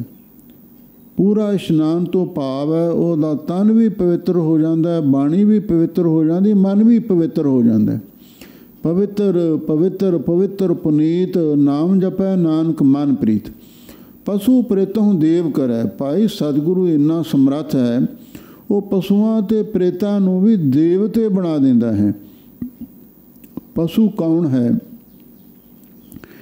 ਜਿਸ ਨੂੰ ਸਿਰਫ ਪੇਟ ਦਾ ਫਿਕਰ ਹੈ, ਤਨ ਦਾ ਫਿਕਰ ਹੈ। ਪ੍ਰੇਤ ਕੌਣ ਹੈ? ਵੀ ਜਿਸ ਦੀ ਰੂਹ ਭਟਕਦੀ ਹੈ, ਕੋਈ ਸ਼ਾਂਤੀ ਨਹੀਂ, ਕੋਈ ਧੀਰਜ ਨਹੀਂ, ਕੋਈ ਟਿਕਾ ਨਹੀਂ। ਜਿਹੜੇ ਇਹੋ ਜਿਹੀ ਅਵਸਥਾ ਵਾਲੇ ਲੋਕ ਨੇ ਪਸ਼ੂ ਤੇ ਪ੍ਰੇਤ, ਉਹਨਾਂ ਨੂੰ ਸਤਿਗੁਰੂ ਦੇਵ ਦੇਵੀ ਗੁਣਾਂ ਵਾਲੇ ਬਣਾ ਦਿੰਦੇ ਨੇ, ਸ੍ਰੇਸ਼ਟ ਗੁਣਾਂ ਦੇ ਮਾਲਕ ਬਣਾ ਦਿੰਦੇ ਨੇ। ਜਿਵੇਂ ਕਲਗੀਧਰ ਪਾਤਸ਼ਾਹ ਨੇ ਵੀ ਫਰਮਾਇਆ ਹੈ, ਆਤਮ ਰਸ ਜੇ ਜਾਣੀ ਸੋ ਹੈ ਖਾਲਸਾ ਦੇਵ। ਉੱਥੇ ਵੀ ਦੇਵ ਸ਼ਬਦ ਆਇਆ ਹੈ, ਉੱਥੇ ਦੇਵ ਪਰਮੇਸ਼ਰ ਦਾ ਬੋਧਕ ਸ਼ਬਦ ਹੈ। ਪਸ਼ੂਆਂ ਅਤੇ ਪ੍ਰੇਤਾਂ ਨੂੰ ਦੇਵ ਪਰਮੇਸ਼ਰ ਦਾ ਰੂਪ ਕਰ ਦਿੰਦੇ ਨੇ ਸਤਿਗੁਰੂ। ਦੇਵ ਦਾ ਅਰਥ ਵੀ ਪ੍ਰਕਾਸ਼, ਨੂਰ, ਚਾਨਣ, ਅਤੇ ਵਾਹਿਗੁਰੂ ਜੋਤ ਸਰੂਪ ਹੈ। ਪਸ਼ੂ ਤੋਂ ਭਾਵ ਜਿਹੜੇ ਅਚੇਤ ਅਵਸਥਾ ਵਾਲੇ ਲੋਕ ਨੇ, ਅਤੇ ਪ੍ਰੇਤ ਤੋਂ ਭਾਵ ਜਿਹੜੇ ਚੰਚਲ ਮਨ ਵਾਲੇ ਲੋਕ ਨੇ, ਜਿਨ੍ਹਾਂ ਦਾ ਮਨ ਕਦੀ ਟਿਕਦਾ ਹੀ ਨਹੀਂ ਹੈ, ਅਤੇ ਉਹਨਾਂ ਨੂੰ ਦੇਵ ਪਰਮੇਸ਼ਰ ਦਾ ਰੂਪ ਕਰ ਦਿੰਦੇ ਹਨ। ਰਤਾ ਸੱਚ ਨਾਮ ਤੁਲ ਹੀਅਲ, ਸੋ ਗੁਰ ਪਰਮਲ ਕਹੀਐ। ਰਤਾ ਸੱਚ ਨਾਮ ਤਲ ਹੀਅਲ, ਤਲ ਸ਼ਬਦ ਹੈ। ਰਤਾ ਸੱਚ ਨਾਮ ਤਲ ਹੀਅਲ, ਉਸ ਗੁਰੂ ਦੀ ਨਿਸ਼ਾਨੀ ਕੀ ਹੈ? ਹਾਜ਼ੂਰ ਕਹਿੰਦੇ ਉਸ ਗੁਰੂ ਦਾ ਤਲ ਹੀਅਲ, ਜਿਹੜਾ ਡੂੰਘਾ ਹਿਰਦਾ ਹੈ, ਹਿਰਦੇ ਦਾ ਡੂੰਘਾ ਤਲ ਅਸਥਾਨ ਹੈ, ਉਹ ਸੱਚੇ ਨਾਮ ਦੇ ਰੰਗ ਵਿੱਚ ਰੰਗਿਆ ਹੁੰਦਾ। ਸੋ ਗੁਰ ਪਰਮਲ ਕਹੀਆ, ਉਸ ਗੁਰੂ ਨੂੰ ਜਿਹਦਾ ਡੂੰਘਾ ਹਿਰਦਾ ਵਾਹਿਗੁਰੂ ਦੇ ਨਾਮ ਦੇ ਅੰਮ੍ਰਿਤ ਜਲ ਦੇ ਨਾਲ ਭਰਿਆ ਹੋਇਆ ਹੈ ਅਤੇ ਨਾਮ ਦੇ ਰੰਗ ਵਿੱਚ ਰੰਗਿਆ ਹੋਇਆ ਹੈ, ਉਸ ਗੁਰੂ ਨੂੰ ਪਰਮਲ ਕਹੀਏ, ਚੰਦਨ ਦਾ ਰੂਪ ਆਖੀਦਾ ਹੈ। ਜਾ ਕੀ ਵਾਸ ਬਨਾਸਪਤ ਸੌਰੈ, ਤਾਸ ਚਾਰਨ ਲਿਵ ਰਹੀਐ। ਜਿਸ ਚੰਦਨ ਦੀ ਵਾਸ ਜਿਹੜੀ ਸੁਗੰਧੀ ਹੈ, ਬਨਾਸਪਤ ਸੌਰੈ, ਬਨਾਸਪਤੀ ਨੂੰ ਸੌਰੈ ਸਵਾਰ ਦਿੰਦੀ ਹੈ। ਚੰਦਨ ਨਿਕਟ ਸਭ ਚੰਦਨ ਹੋਈ ਹੈ। ਜਿੰਨੇ ਬਿਰਸ਼ ਚੰਦਨ ਦੇ ਨੇੜੇ ਹੁੰਦੇ ਨੇ, ਜਦੋਂ ਬਸੰਤ ਰੁੱਤ ਆਉਂਦੀ ਹੈ ਨਾ, ਚੰਦਨ ਦੇ ਵਿੱਚੋਂ ਮਹਿਕ ਉੱਠਦੀ ਹੈ, ਉਹ ਸਾਰੇ ਦਰਖਤਾਂ ਵਿੱਚ ਭਰ ਦਿੰਦੀ ਹੈ। ਇਸੇ ਲਈ ਹਾਜ਼ੂਰ ਕਹਿੰਦੇ ਨੇ ਸਤਿਗੁਰੂ ਚੰਦਨ ਵਾਂਗ ਨੇ। ਕਬੀਰ ਚੰਦਨ ਕਾ ਬਿਰਵਾ ਪਲਾ, ਬੇੜਿਓ ਟਾਕ ਪਲਾਸ, ਓਏ ਪੀ ਚੰਦਨ ਹੋਏ ਰਹੇ ਬਸੇ ਜੋ ਚੰਦਨ ਪਾਸ। ਜਿਸ ਦੀ ਸੁਗੰਧੀ, ਸੁਗੰਧੀ ਤੋਂ ਭਾਵ ਹੈ ਭਗਤੀ ਦੀ ਸੁਗੰਧੀ, ਜਿੰਨੀ ਬਨਾਸਪਤੀ ਸ੍ਰਿਸ਼ਟੀ ਹੈ ਸਾਰਿਆਂ ਨੂੰ ਸਵਾਰ ਦਿੰਦੀ ਹੈ। ਤਾਸ ਚਰਨ ਲਿਵ ਰਹੀ ਹੈ, ਉਸ ਗੁਰੂ ਦੇ ਚਰਨਾਂ ਦੇ ਵਿੱਚ ਲਿਵ ਜੋੜ ਕੇ, ਸੁਰਤ ਜੋੜ ਕੇ, ਧਿਆਨ ਲਾ ਕੇ ਬਹਿਣਾ ਚਾਹੀਦਾ ਹੈ। ਗੁਰਮੁਖ ਜੀ ਪ੍ਰਾਣ ਉਪਜਹਿ, ਗੁਰਮੁਖ ਸ਼ਿਵ ਕਰ ਜਾਈਐ। ਲੋਕ ਗੁਰੂ ਦੀ ਕਿਰਪਾ ਦੇ ਨਾਲ ਹੀ ਅਸਲੀ ਜਿਹੜਾ ਆਤਮਿਕ ਜੀਵਨ ਹੈ, ਤੇ ਪ੍ਰਾਣ ਸਵਾਸ ਨਾਮ ਵਾਲੇ ਪੈਦਾ ਹੁੰਦੇ ਨੇ, ਪ੍ਰਗਟ ਹੁੰਦੇ ਨੇ। ਗੁਰੂ ਦੀ ਕਿਰਪਾ ਦੁਆਰਾ ਸਫਲ ਜੀਵਨ ਕਿਹੜਾ ਹੈ? ਜੀਵਨਾ ਸਫਲ ਜੀਵਨ ਸੁਣ, ਹਰ ਜਪ ਜਪ ਸਤ ਜੀਵਨਾ। ਗੁਰਮੁਖ ਜੀ ਪ੍ਰਾਣ ਉਪਜੈ। ਗੁਰਮੁਖਾਂ ਦੇ ਜੀ ਤੇ ਪ੍ਰਾਣ ਸਫਲ ਹੋ ਜਾਂਦੇ ਨੇ। ਕਿਉਂ? ਉਹਨਾਂ ਦੇ ਅੰਦਰ ਵਾਹਿਗੁਰੂ ਦਾ ਨਾਮ ਪ੍ਰਗਟ ਹੋ ਜਾਂਦਾ ਹੈ। ਗੁਰਮੁਖ ਸ਼ਿਵ ਘਰ ਜਾਈਏ ਤੇ ਗੁਰੂ ਦੀ ਕਿਰਪਾ ਦੇ ਨਾਲ ਸ਼ਿਵ ਜੋ ਕਲਿਆਣ ਸਰੂਪ ਵਾਹਿਗੁਰੂ ਹੈ ਉਹਦੇ ਘਰ ਸੱਚਖੰਡ ਦੇ ਵਿੱਚ ਚਲੇ ਜਾਈਦਾ ਹੈ। ਗੁਰਮੁਖ ਨਾਨਕ ਸੱਚ ਸਮਾਈਐ, ਗੁਰਮੁਖ ਨਿਜ ਪਦ ਪਾਈਐ। ਗਰੀਬ ਨਿਵਾਸ ਸਤਿਗੁਰੂ ਜੀ ਫਰਮਾਉਂਦੇ ਨੇ, ਗੁਰਮੁਖ ਨਾਨਕ ਸੱਚ ਸਮਾਈਐ। ਗੁਰੂ ਦੀ ਕਿਰਪਾ ਦੇ ਨਾਲ ਹੀ ਸੱਚ ਸਰੂਪ ਵਾਹਿਗੁਰੂ ਵਿੱਚ ਲੀਨ ਹੋ ਜਾਈਦਾ। ਗੁਰਮੁਖ ਨਿਜ ਪਦ ਪਾਈਐ ਤੇ ਗੁਰੂ ਦੀ ਕਿਰਪਾ ਦੇ ਨਾਲ ਹੀ ਜਿਹੜਾ ਨਿਜ ਪਦ ਸਵੈ ਸਰੂਪ ਰੂਪੀ ਜਿਹੜਾ ਉੱਚਾ ਮੁਰਾਤਬਾ ਹੈ ਉਹ ਪ੍ਰਾਪਤ ਹੋ ਜਾਂਦਾ। ਜੋ ਸਾਡਾ ਆਤਮਾ ਸਰੂਪ ਹੈ, ਮਨ ਤੋਂ ਜੋਤ ਸਰੂਪ ਹੈ, ਆਪਣਾ ਮੂਲ ਪਛਾਣ। ਮਨ ਹਰ ਜੀ ਤੇਰਾ ਨਾਲ ਹੈ, ਗੁਰਮਤੀ ਰੰਗ ਮਾਣ। ਨਿਜ ਪਦ ਸਵੈ ਸਰੂਪ ਤੁਰਿਆ ਪਦ ਆਤਮਕ ਡੋਲ ਅਵਸਥਾ ਉਹ ਵੀ ਗੁਰੂ ਦੀ ਕਿਰਪਾ ਦੁਆਰਾ ਪ੍ਰਾਪਤ ਹੁੰਦੀ ਹੈ। ਪ੍ਰਭਾਤੀ ਮਹੱਲਾ ਪਹਿਲਾ। ਗੁਰ ਪ੍ਰਸਾਦੀ ਵਿਦਿਆ ਵਿਚਾਰੈ, ਪੜ ਪੜ ਪਾਵੈ ਮਾਨ। ਲਓ ਹੁਣ ਅੱਗੇ 7ਵਾਂ ਸ਼ਬਦ ਆਰੰਭ ਹੋ ਰਿਹਾ ਹੈ। ਇਸ ਸ਼ਬਦ ਦੀ ਉਥਾਨਕਾ ਇਸ ਤਰ੍ਹਾਂ ਹੈ। ਕੋਈ ਪੰਡਤ ਗੁਰੂ ਨਾਨਕ ਸਾਹਿਬ ਸੱਚੇ ਪਾਤਸ਼ਾਹ ਦੇ ਕੋਲ ਆਇਆ। ਉਹ ਆ ਕੇ ਕਹਿਣ ਲੱਗਾ, ਮਹਾਰਾਜ ਮੈਂ ਵਿਦਿਆ ਬਹੁਤ ਪੜ੍ਹੀ ਹੈ, 4 ਵੇਦ, 18 ਪੁਰਾਣ, ਖਟ ਸ਼ਾਸਤਰ, 27 ਸਿਮਰਤੀਆਂ ਅਤੇ ਨਾਲ ਹੀ ਗੀਤਾ ਰਮਾਇਣ ਆਦਿਕ ਮੈਂ ਸਾਰੇ ਗ੍ਰੰਥ ਪੜ੍ਹੇ ਨੇ, ਪਰ ਮਹਾਰਾਜ ਮੇਰੇ ਮਨ ਨੂੰ ਸ਼ਾਂਤੀ ਨਹੀਂ ਆਈ। ਤਾਂ ਹਜ਼ੂਰ ਕਹਿਣ ਲੱਗੇ, ਇਹਦਾ ਕਾਰਨ ਪਤਾ ਕੀ ਹੈ? ਤੂੰ ਲੋਕਾਂ ਦੇ ਘਰੋਂ ਜਾ ਕੇ ਦਖਣਾ ਮੰਗਦਾ। ਲੋਕਾਂ ਦੇ ਘਰੋਂ ਜਾ ਕੇ ਤੂੰ ਧਨ ਦੌਲਤ,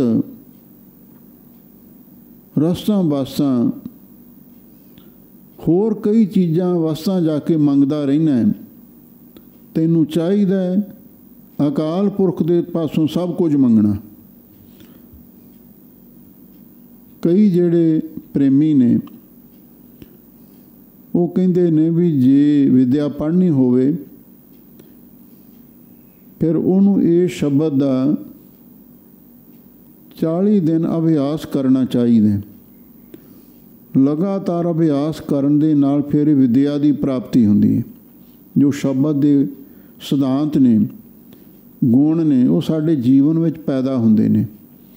ਰਹਾਉ ਦੀਆਂ ਪੰਕਤੀਆਂ ਵਿੱਚ ਸਤਿਗੁਰੂ ਫਰਮਾਉਂਦੇ ਨੇ, ਕਰਤਾ ਤੂੰ ਮੇਰਾ ਜਜਮਾਨ, ਇੱਕ ਦਖਣਾ ਹੋਂ ਤੈ ਪਹਿ ਮੰਗੂ ਦੇਹੇ ਆਪਣਾ ਨਾਮ। ਰਹਾਉ, ਹੇ ਕਰਤਾ ਪੁਰਖ, ਐ ਪਰਮ ਪਿਤਾ ਪਰਮਾਤਮਾ ਮੇਰਾ ਜਜਮਾਨ ਤੇ ਤੂੰ ਹੀ ਹੈ। ਜਜਮਾਨ ਉਸ ਨੂੰ ਕਹਿੰਦੇ ਨੇ ਜਿਹਦੇ ਕੋਲੋਂ ਜਾ ਕੇ ਬ੍ਰਾਹਮਣ ਲੋਕ, ਪੰਡਤ ਲੋਕ ਮੰਗਦੇ ਨੇ। ਇੱਕ ਦਖਣਾ ਹੋਂ ਤੈ ਪਹਿ ਮੰਗੋ, ਹੇ ਵਾਹਿਗੁਰੂ ਇੱਕ ਦਸ਼ਣਾ ਮੈਂ ਤੇਰੇ ਪਾਸੋਂ ਮੰਗਦਾ ਹਾਂ। ਕਿਹੜੀ ਦਸ਼ਣਾ? ਦੇਹੇ ਆਪਣਾ ਨਾਮ, ਤੂੰ ਸਾਨੂੰ ਆਪਣਾ ਨਾਮ ਬਖਸ਼ਿਸ਼ ਕਰ ਦੇ। ਜਿਹੜੇ ਪੰਡਤ ਨੇ ਉਹ ਤੇ ਜਜਮਾਨਾਂ ਦੇ ਘਰੋਂ ਜਾ ਕੇ ਕਦੇ ਆਟਾ ਮੰਗਦੇ ਨੇ, ਕਦੀ ਦੁੱਧ ਮੰਗਦੇ ਨੇ, ਕਦੀ ਘਿਓ ਮੰਗਦੇ ਨੇ, ਕਦੀ ਚੌਲ ਮੰਗਦੇ ਨੇ, ਕਦੀ ਕਣਕ ਮੰਗਦੇ ਨੇ। ਪਰ ਅਸੀਂ ਤੇਰੇ ਪਾਸੋਂ ਨਾਮ ਦੀ ਦਾਤ ਮੰਗਦੇ ਹਾਂ, ਨਾਮ ਦੀ ਦਸ਼ਨਾ ਸਾਨੂੰ ਦੇ। ਜੇ ਵਿਦਵਾਨ ਬਣ ਕੇ ਐਵੇਂ ਨਹੀਂ ਕਿਸੇ ਦੇ ਮੂਹਰੇ ਹੱਥ ਅੱਡਣੇ ਚਾਹੀਦੇ ਤੇ ਵਾਹਿਗੁਰੂ ਦੇ ਚਰਨਾਂ ਵਿੱਚ ਹੀ ਅਰਦਾਸ ਬੇਨਤੀ ਕਰਨੀ ਹੈ, ਹੇ ਕਰਤਾ ਪੁਰਖ ਵਾਹਿਗੁਰੂ, ਹੇ ਪਰਮ ਪਿਤਾ ਪਰਮਾਤਮਾ ਮੇਰਾ ਜਜਮਾਨ ਤੇ ਤੂੰ ਹੈ। ਮੈਂ ਤੇਰੇ ਪਾਸੋਂ ਇੱਕ ਦਖਣਾ ਮੰਗਦਾ ਹਾਂ। ਉਹ ਕੀ ਹੈ? ਤੂੰ ਆਪਣਾ ਨਾਮ ਮੇਰੀ ਝੋਲੀ ਵਿੱਚ ਪਾ ਦੇ। ਹੁਣ ਆਰੰਭ ਤੋਂ ਗਰੀਬਨ ਵਾਜ ਸਤਿਗੁਰੂ ਜੀ ਫਰਮਾਉਂਦੇ ਨੇ, ਗੁਰ ਪ੍ਰਸਾਦੀ ਵਿਦਿਆ ਵਿਚਾਰੇ। ਜਿਹੜਾ ਵਿਦਿਆਰਥੀ, ਜਿਹੜਾ ਸਿਖਿਆਰਥੀ ਗੁਰੂ ਦੀ ਕਿਰਪਾ ਦਾ ਪਾਤਰ ਬਣ ਕੇ ਵਿਦਿਆ ਦੀ ਵਿਚਾਰ ਕਰਦਾ ਹੈ, ਇਹਦਾ ਮਤਲਬ ਇਹ ਹੈ ਜਦੋਂ ਵੀ ਵਿਦਿਆ ਪੜ੍ਹਨੀ ਹੈ ਪਹਿਲਾਂ ਗੁਰੂ ਮਹਾਰਾਜ ਦੇ ਚਰਨਾਂ ਵਿੱਚ ਅਰਦਾਸ ਬੇਨਤੀ ਕਰਨੀ ਹੈ, ਗੁਰੂ ਦੀ ਕਿਰਪਾ ਦੇ ਪਾਤਰ ਬਣਨਾ। ਕੀਤਾ ਲੋੜੀਆ ਕੰਮ ਸੋ ਹਰ ਪਹਿ ਆਖੀਐ, ਕਾਰਜ ਦੇਹ ਸਵਾਰ ਸਤਿਗੁਰ ਸੱਚ ਸਾਖੀਐ। ਫਿਰ ਜਿਸ ਉਸਤਾਦ ਕੋਲੋਂ ਵਿਦਿਆ ਪੜ੍ਹਨੀ ਹੈ ਉਹਦੀ ਵੀ ਸੇਵਾ ਕਰਨੀ ਹੈ, ਉਹਦੀ ਵੀ ਆਗਿਆ ਮੰਨਣੀ ਹੈ। ਫਿਰ ਜਦੋਂ ਗੁਰੂ ਦੀ ਕਿਰਪਾ ਦੁਆਰਾ ਕੋਈ ਵਿਦਿਆ ਦੀ ਵਿਚਾਰ ਕਰਦਾ ਹੈ, ਪੜ੍ਹ ਪਾਵੇ ਮਾਨ, ਤੇ ਪੜ੍ਹ ਕੇ ਫਿਰ ਉਹਨੂੰ ਮਾਣ ਸਤਿਕਾਰ ਪ੍ਰਾਪਤ ਹੁੰਦਾ। ਜਿਹੜੇ ਵਿਦਿਆ ਪੜ੍ਹ ਕੇ ਨਾਲ ਸਿੱਖੀ ਦੇ ਗੁਣ ਵੀ ਧਾਰਨ ਕਰਦੇ ਨੇ ਅਤੇ ਉਹਨਾਂ ਦਾ ਪੰਥ ਵਿੱਚ ਸੰਗਤਾਂ ਵਿੱਚ ਸਤਿਕਾਰ ਹੁੰਦਾ। ਅਤੇ ਜਿਹੜੇ ਕੇਵਲ ਮਾਇਆ ਦੀ ਖਾਤਰੀ ਵਿਦਿਆ ਪੜ੍ਹਦੇ ਨੇ ਅਤੇ ਨਾ ਹੀ ਕੋਈ ਚੰਗੇ ਗੁਣ ਧਾਰਨ ਕਰਦੇ ਨੇ, ਫਿਰ ਉਹ ਆਪਦਾ ਨਰਾਦਰ ਵੀ ਕਰਾਉਂਦੇ ਫਿਰਦੇ ਨੇ। ਇਸੇ ਲਈ ਗੁਰੂ ਦੀ ਕਿਰਪਾ ਦੇ ਪਾਤਰ ਬਣ ਕੇ ਵਿਦਿਆ ਦੀ ਵਿਚਾਰ ਕਰਨੀ ਚਾਹੀਦੀ ਹੈ ਭਾਈ। ਫਿਰ ਵਿਦਿਆ ਪੜ੍ਹ ਕੇ ਮਾਣ ਪ੍ਰਾਪਤ ਹੁੰਦਾ ਹੈ। ਆਪਾ ਮੱਧੇ ਆਪ ਪਰਗਾਸਿਆ, ਪਾਇਆ ਅੰਮ੍ਰਿਤ ਨਾਮ। ਜਿਹੜਾ ਗੁਰੂ ਦੀ ਕਿਰਪਾ ਦਾ ਪਾਤਰ ਹੋ ਕੇ ਵਿਦਿਆ ਦੀ ਵਿਚਾਰ ਕਰਦਾ ਹੈ, ਫਿਰ ਉਸ ਨੂੰ ਗੁਰੂ ਦੀ ਕਿਰਪਾ ਦੁਆਰਾ ਵਿਦਿਆ ਦੇ ਨਾਲ ਨਾਲ ਪਾਇਆ ਅੰਮ੍ਰਿਤ ਨਾਮ, ਅੰਮ੍ਰਿਤ ਨਾਮ ਦੀ ਦਾਤ ਵੀ ਪ੍ਰਾਪਤ ਹੋ ਜਾਂਦੀ ਹੈ। ਭਾਵ ਫਿਰ ਉਹ ਖੰਡੇ ਬਾਟੇ ਦਾ ਅੰਮ੍ਰਿਤ ਛਕ ਕੇ ਗੁਰਮਤਿ ਨਾਮ ਦੀ ਦਾਤ ਨੂੰ ਪ੍ਰਾਪਤ ਕਰ ਲੈਂਦਾ ਹੈ। ਫਿਰ ਉਸ ਨਾਮ ਦੀ ਉਹ ਕਮਾਈ ਕਰਦਾ ਹੈ। ਨਾਮ ਦੀ ਕਮਾਈ ਕਰਦਿਆਂ ਹੋਇਆਂ ਆਪਾ ਮੱਧੇ ਆਪ ਪ੍ਰਗਾਸਿਆ, ਫਿਰ ਉਹਦੇ ਆਪਣੇ ਹਿਰਦੇ ਵਿੱਚ ਜਿਹੜਾ ਸ਼ੁੱਧ ਆਪਾ ਹੈ, ਮਨ ਤੋਂ ਜੋਤ ਸਰੂਪ ਹੈ, ਪ੍ਰਗਾਸਿਆ ਉਹ ਪ੍ਰਗਟ ਹੋ ਜਾਂਦਾ ਹੈ। ਉਹਨੂੰ ਸ਼ੁੱਧ ਆਤਮਾ ਦਾ ਗਿਆਨ ਪ੍ਰਾਪਤ ਹੋ ਜਾਂਦਾ ਹੈ। ਕਰਤਾ ਤੂੰ ਮੇਰਾ ਜਜਮਾਨ। ਇਹ ਪਰਮ ਪਿਤਾ ਪਰਮਾਤਮਾ ਮੇਰਾ ਤੇ ਜਜਮਾਨ ਤੂੰ ਹੈ, ਤੇ ਮੈਂ ਤੇਰੇ ਪਾਸੋਂ ਹੀ ਹਰ ਚੀਜ਼ ਮੰਗਣੀ ਹੈ। ਇੱਕ ਦਖਣਾ ਹੋਂ ਤੈ ਪਹਿ ਮੰਗੋ, ਦੇਹ ਆਪਣਾ ਨਾਮ। ਹੇ ਵਾਹਿਗੁਰੂ ਜੀ, ਹੋਰ ਤੇ ਤੁਸੀਂ ਸਾਰਾ ਕੁਝ ਸਾਨੂੰ ਦਿੱਤਾ ਹੀ ਹੈ, ਇਸ ਲਈ ਅਸੀਂ ਹੋਰ ਚੀਜ਼ਾਂ ਨਹੀਂ ਮੰਗਣੀਆਂ ਚਾਹੁੰਦੇ। ਜੀਓ ਪਾਏ ਪਿੰਡ ਜਨ ਸਾਜਿਆ, ਦਿੱਤਾ ਪਹਿਨਣ ਖਾਣ। ਪਰ ਹੁਣ ਮਹਾਰਾਜ ਇੱਕ ਦਸ਼ਨਾ ਅਸੀਂ ਆਪ ਜੀ ਦੇ ਪਾਸੋਂ ਮੰਗਦੇ ਹਾਂ, ਅਤੇ ਉਹ ਕੀ ਹੈ? ਦੇਹ ਆਪਣਾ ਨਾਮ। ਤੂੰ ਇਹ ਨਾਮ ਦੀ ਦਾਤ ਸਾਡੀ ਝੋਲੀ ਵਿੱਚ ਪਾ ਦੇ, ਕਿਉਂਕਿ ਜਿਹਦੇ ਕੋਲੇ ਨਾਮ ਆ ਜਾਂਦਾ ਹੈ ਅਤੇ ਫਿਰ ਸਭ ਵਡਿਆਈਆਂ ਹਰ ਨਾਮ ਵਿੱਚ, ਹਰ ਗੁਰਮੁਖ 'ਤੇ ਆਈ ਹੈ। ਫਿਰ ਉਹਨੂੰ ਸਾਰੇ ਦੁਨੀਆ ਦੇ ਸੁੱਖ ਅਤੇ ਸਾਰੇ ਪਰਲੋਕ ਦੇ ਸੁੱਖ ਵੀ ਉਸ ਨੂੰ ਪ੍ਰਾਪਤ ਹੋ ਜਾਂਦੇ ਹਨ। ਰਹਾਉ ਪੰਚ ਤਸਕਰ ਧਾਵਤ ਰਾਖੇ, ਚੂਕਾ ਮਨ ਅਭਿਮਾਨ। ਰਹਾਉ ਵਿਸਰਾਮ ਦੇ ਕੇ ਗਰੀਬਨ ਵਾਜ ਸਤਿਗੁਰੂ ਜੀ ਫਰਮਾਉਂਦੇ ਨੇ, ਜਦੋਂ ਕੋਈ ਗੁਰੂ ਦੀ ਕਿਰਪਾ ਦਾ ਪਾਤਰ ਹੋ ਕੇ ਬ੍ਰਹਮ ਵਿਦਿਆ ਦੀ ਵਿਚਾਰ ਕਰਦਾ ਹੈ, ਕੋਈ ਕਿਸੇ ਕੋਲੇ ਜਾ ਕੇ ਹੱਥ ਨਹੀਂ ਅੜਦਾ, ਕੇਵਲ ਗੁਰੂ ਤੋਂ ਮੰਗਦਾ ਹੈ, ਫਿਰ ਉਹਦੇ ਉੱਤੇ ਗੁਰੂ ਦੀ ਕਿਰਪਾ ਹੋ ਜਾਂਦੀ ਹੈ। ਨਾਮ ਦੀ ਦਾਤ ਉਹਦੀ ਝੋਲੀ ਵਿੱਚ ਪਾ ਦਿੰਦੇ ਨੇ। ਜਦੋਂ ਨਾਮ ਆ ਜਾਂਦਾ, ਚੂਕਾ ਮਨ ਅਭਿਮਾਨ, ਉਹਦੇ ਮਨ ਦੇ ਵਿੱਚੋਂ ਹੰਕਾਰ ਨਿਵਰਤ ਹੋ ਜਾਂਦਾ। ਪੰਜ ਤਸਕਰ ਧਾਵਤ ਰਾਖੇ, ਜਿਹੜੇ ਪੰਜ ਚੋਰ ਭੱਜੇ ਫਿਰਦੇ ਨੇ, ਸਾਡੇ ਅੰਦਰ ਖੌਰੂ ਪਾਉਂਦੇ ਫਿਰਦੇ ਨੇ, ਕਾਮ ਕ੍ਰੋਧ ਲੋਭ ਮੋਹ ਹੰਕਾਰ ਇੱਧਰ ਉੱਧਰ ਦੌੜਦੇ ਨੇ, ਉਹਨਾਂ ਨੂੰ ਵੀ ਉਹ ਕਾਬੂ ਕਰਕੇ ਰੱਖ ਲੈਂਦੇ। ਅਥਵਾ ਪੰਜ ਤਸਕਰ ਜਿਹੜੇ ਪੰਜ ਗਿਆਨ ਇੰਦਰੀਏ ਨੇ, ਇਹ ਵੀ ਚੋਰੀ ਹਰੀ ਅੰਗੂਰੀ ਗਧਾ ਚਰੈ, ਹਰੀ ਵਿਸ਼ਿਆਂ ਦੀ ਅੰਗੂਰੀ ਚਰਦੇ ਨੇ। ਇਹਨਾਂ ਪੰਜ ਚੋਰਾਂ ਨੂੰ, ਗਿਆਨ ਇੰਦਰੀਆਂ ਨੂੰ ਵੀ ਇੱਧਰ ਉੱਧਰ ਦੌੜਨ ਤੋਂ ਕਾਬੂ ਕਰਕੇ ਰੱਖ ਲੈਂਦੇ ਹਨ। ਦਿਸ਼ਟ ਬਿਕਾਰੀ ਦੁਰਮਤ ਭਾਗੀ, ਐਸਾ ਬ੍ਰਹਮ ਗਿਆਨ। ਉਹਨਾਂ ਨੂੰ ਗੁਰੂ ਦੇ ਪਾਸੋਂ ਐਸਾ ਬ੍ਰਹਮ ਗਿਆਨ ਦਾ ਉਪਦੇਸ਼ ਪ੍ਰਾਪਤ ਹੋ ਜਾਂਦਾ ਹੈ ਵੀ ਜਿਹੜੀ ਵਿਕਾਰਾਂ ਵਾਲੀ ਦ੍ਰਿਸ਼ਟੀ ਹੈ, ਭੈੜੀ ਦ੍ਰਿਸ਼ਟੀ ਨਾਲ ਕਿਸੇ ਦੇ ਰੂਪ ਵੱਲ ਤੱਕਣਾ, ਉਹ ਵਿਕਾਰਾਂ ਵਾਲੀ ਦ੍ਰਿਸ਼ਟੀ ਉਹਨਾਂ ਦੀ ਨਾਸ ਹੋ ਜਾਂਦੀ ਹੈ ਅਤੇ ਖੋਟੀ ਮੱਤ ਵੀ ਨਾਸ ਹੋ ਜਾਂਦੀ ਹੈ। ਜਤ ਸਤ ਚਾਵਲ ਦਇਆ ਕਣਕ ਕਰ, ਪ੍ਰਾਪਤ ਪਾਤੀ ਧਾਨ। ਗਰੀਬਨ ਵਾਸ ਸਤਿਗੁਰੂ ਜੀ ਫਰਮਾਉਂਦੇ ਨੇ, ਫਿਰ ਉਹ ਦੁਨਿਆਵੀ ਚੀਜ਼ਾਂ ਨਹੀਂ ਮੰਗਦੇ ਪਰਮੇਸ਼ਰ ਕੋਲੋਂ। ਉਹ ਕਹਿੰਦੇ ਨੇ ਜਤ ਸਤ ਚਾਵਲ, ਜਿਹੜਾ ਜਤ ਸਤ ਹੈ, ਬ੍ਰਹਮਚਰਜ ਹੈ, ਇਹ ਸਾਨੂੰ ਚੌਲ ਦਿਓ। ਆਤਮਿਕ ਜੀਵਨ ਦੀ ਪ੍ਰਾਪਤੀ ਵਾਸਤੇ ਜਤ ਸਤ ਰੱਖਣਾ ਜ਼ਰੂਰੀ ਹੈ। ਏਕਾ ਨਾਰੀ ਜਤੀ ਹੋਏ ਪਰ ਨਾਰੀ ਤੀ ਭੈਣ ਵਖਾਣਾ। ਜਤ ਜੋ ਪੁਰਸ਼ ਵੱਲੋਂ ਬ੍ਰਹਮਚਰਜ ਰੱਖਿਆ ਜਾਂਦਾ ਹੈ, ਅਤੇ ਸਤ ਜਿਹੜਾ ਬੀਬੀਆਂ ਵੱਲੋਂ ਪਤੀ ਬ੍ਰਤ ਧਰਮ ਦਾ ਨੇਮ ਪਾਲਿਆ ਜਾਂਦਾ, ਉਹਨੂੰ ਸਤ ਕਹਿੰਦੇ ਨੇ। ਇਹ ਜਤ ਸਤ ਦੇ ਚੌਲ ਸਾਨੂੰ ਦਿਓ ਅਤੇ ਦਇਆ ਦੀ ਕਣਕ ਸਾਨੂੰ ਬਖਸ਼ਿਸ਼ ਕਰ ਦਿਓ। ਪ੍ਰਾਪਤ ਪਾਤੀ ਧਾਨ, ਅਤੇ ਜਿਹੜੀ ਵਿਕਾਰਾਂ ਵੱਲੋਂ ਪਤ ਇੱਜ਼ਤ ਰੱਖਣੀ ਹੈ, ਇਹ ਸਾਨੂੰ ਪਾਤੀ ਪਤਲਾ ਬਖਸ਼ਿਸ਼ ਕਰ ਦਿਓ, ਜਾਂ ਪਾਤਰ ਸਾਨੂੰ ਬਖਸ਼ਿਸ਼ ਕਰ ਦਿਓ। ਅਤੇ ਧਾਨ, ਨਾਮ ਦਾ ਧਨ ਅਤੇ ਸ਼ੁਭ ਗੁਣਾਂ ਦਾ ਧਨ, ਅਨਾਜ ਵੀ ਸਾਨੂੰ ਦੇ ਦਿਓ। ਦੂਧ ਕਰਮ ਸੰਤੋਖ ਘੀਓ ਘਰ, ਐਸਾ ਮੰਗੋ ਦਾਨ। ਹੇ ਵਾਹਿਗੁਰੂ ਜੀ, ਸਾਨੂੰ ਨਿਸ਼ਕਾਮ ਕਰਮਾਂ ਦਾ ਦੁੱਧ ਬਖਸ਼ਿਸ਼ ਕਰ ਦਿਓ, ਅਤੇ ਸੰਤੋਖ ਦਾ ਘਿਓ ਵੀ, ਦੇਸੀ ਘਿਓ ਸਾਨੂੰ ਬਖਸ਼ਿਸ਼ ਕਰ ਦਿਓ। ਅਸੀਂ ਆਪ ਜੀ ਦੇ ਪਾਸੋਂ ਐਸਾ ਦਾਨ ਮੰਗਦੇ ਹਾਂ, ਦੁਨਿਆਵੀ ਵਸਤਾਂ ਦਾ ਨਹੀਂ। ਇਹ ਜਿਹੜੀਆਂ ਪਰਲੋਕ ਵਿੱਚ ਕੰਮ ਆਉਣ ਵਾਲੀਆਂ ਨੇ, ਅਧਿਆਤਮਿਕ ਜੀਵਨ ਦੇ ਵਿੱਚ ਤਰੱਕੀ ਬਖਸ਼ਿਸ਼ ਕਰਨ ਵਾਲੀਆਂ ਇਹ ਦਾਤਾਂ ਨੇ। ਅਸੀਂ ਇਹ ਦਾਨ ਵਜੋਂ ਮੰਗਦੇ ਹਾਂ। ਖੇਮਾ ਧੀਰਜ ਕਰ ਗਊ ਲਵੇਰੀ, ਸਹਿਜੇ ਬਛਰਾ ਖੀਰ ਪੀਐ। ਸੱਚੇ ਪਾਤਸ਼ਾਹ, ਸਾਨੂੰ ਇੱਕ ਲਵੇਰੀ ਗਊ ਵੀ ਦੇ ਦਿਓ, ਜਿਹੜੀ ਦੁੱਧ ਦਿੰਦੀ ਹੋਵੇ, ਫੰਡਰ ਨਾ ਹੋਵੇ। ਐਵੇਂ ਨਾ ਪੱਠੇ ਪਾਉਣੇ ਪੈਣ ਅਤੇ ਦੁੱਧ ਦੇਵੇ ਨਾ। ਸਾਨੂੰ ਖੇਮਾ ਦੀ ਲਵੇਰੀ ਗਊ ਬਖਸ਼ਿਸ਼ ਕਰ ਦਿਓ, ਅਤੇ ਜਿਹੜਾ ਧੀਰਜ ਵਾਲਾ ਮਨ ਹੈ, ਇਹ ਬੱਚਾ ਵੀ ਨਾਲ ਦੇ ਦਿਓ। ਸਹਿਜੇ ਬਛੜਾ ਖੀਰ ਪੀਐ, ਅਤੇ ਜਿਹੜਾ ਧੀਰਜ ਵਾਲਾ ਮਨ ਹੈ, ਅਤੇ ਇਹ ਬੱਚੇ ਵਾਂਗੂ ਉਸ ਖੇਮਾ ਰੂਪੀ ਲਵੇਰੀ ਗਊ ਦਾ ਹਮੇਸ਼ਾ ਦੁੱਧ ਚੁੰਘਦਾ ਰਵੇ, ਦੁੱਧ ਛਕਦਾ ਰਵੇ। ਇਹ ਕਿਰਪਾ ਕਰ ਦਿਓ।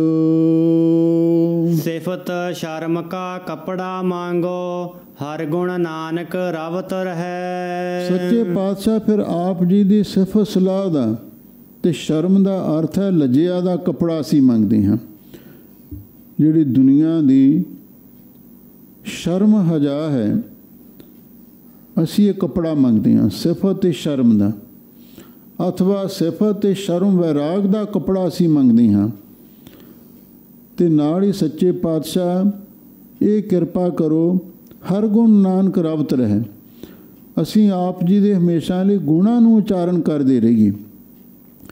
ਸਿਫਤ ਸ਼ਰਮ, ਪ੍ਰੋਫੈਸਰ ਸਾਹਿਬ ਸਿੰਘ ਨੇ ਇਹਦਾ ਅਰਥ ਇਉਂ ਵੀ ਕੀਤਾ ਹੈ ਵੀ ਜਿਹੜੀ ਵਾਹਿਗੁਰੂ ਦੀ ਸਿਫਤ ਸਲਾਹ ਦਾ ਸ਼ਰਮ ਪੁਰਸ਼ਾਰਥ ਹੈ, ਉਪਰਾਲਾ ਹੈ, ਇਹ ਕੱਪੜਾ ਸਾਨੂੰ ਦੇ ਦਿਓ। ਪਰ ਮਹਾਂਪੁਰਖ ਜਿਹੜਾ ਸ਼ਰਮ ਸ਼ਬਦ ਹੈ, ਇਹ ਫਾਰਸੀ ਦਾ ਲਫ਼ਜ਼ ਹੈ ਸ਼ਰਮ। ਸ਼ਰਮ ਦਾ ਅਰਥ ਹੁੰਦਾ ਲੱਜਿਆ। ਇਸ ਤੋਂ ਭਾਵ ਲਿਆ ਜਾਂਦਾ ਵੈਰਾਗ ਦਾ।